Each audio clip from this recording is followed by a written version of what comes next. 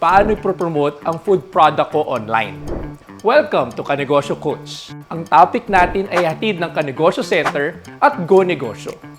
Ngayon, pag-uusapan natin ang mga epektibong paraan para ipromote ang inyong food product online.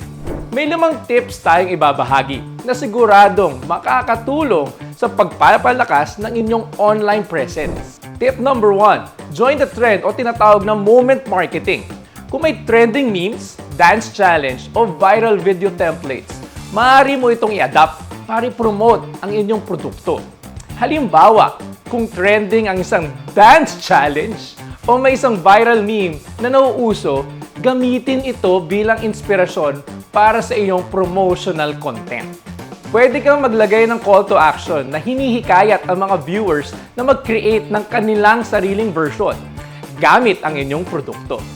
Kapag may mga taong sumali sa iyong trend-based challenge, siguraduhin mag-like, mag-comment, at share ang kanilang content para ipakita ang inyong appreciation.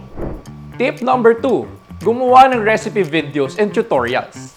Ang paggawa ng recipe videos isang way para ipakita na maraming pwedeng paggamitan ang iyong food products. Halimbawa, ang produkto mo ay chili garlic oil. Gumawa ng step-by-step na tutorial kung paano ito gagamitin sa iba't ibang putahe. Ang paggawa ng recipe videos ay isang way para ipakita na maraming pwedeng paggamitan ang iyong food product. Pag-film ng recipe video, tiyaking nasa 1 minuto lang ito at mag-focus sa mga importanteng detalye para tuloy-tuloy na papanoorin ang video mo hanggang sa dulo.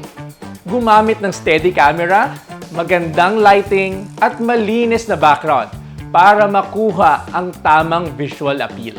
Tip number 3, mag-post ng customer testimonials and reviews. Ang mga tunay na feedback mula sa satisfied customers ay malaking tulong sa pagpapalakas ng inyong kredibilidad.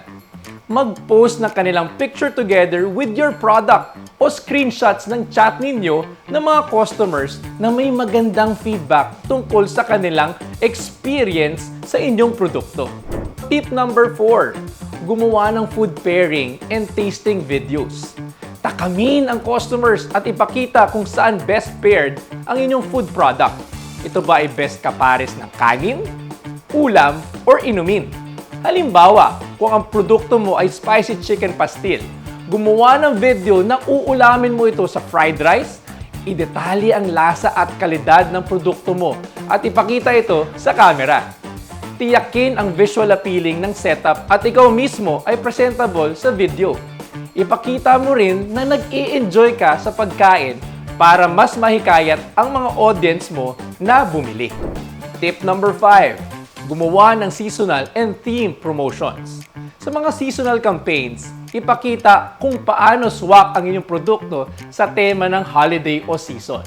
Kung nalalapit na ang Kapaskuhan, gawing Christmas theme ang inyong mga postings sa social media o maging sa mga packaging ng inyong mga produkto. Halimbawa, para sa mga business na pastry products, pwede kang mag-offer ng mga Christmas theme box or packages na perfect pang regalo. Pwede ring bundles na maglalaman ng mga specialized holiday treats tulad ng Christmas elements, cookies, or beverages na may seasonal flavors. Sana makatulong ito sa pagpapalakas ng iyong negosyo at makuha ang atensyon ng mas maraming customers. At kung ikaw ay Cebuana Luwilier, Kanegosyo Center member at kailangan mo ng dagdag na puhunan, pwede kang mag-apply ng Cebuana Luwilier Micro Business Loan.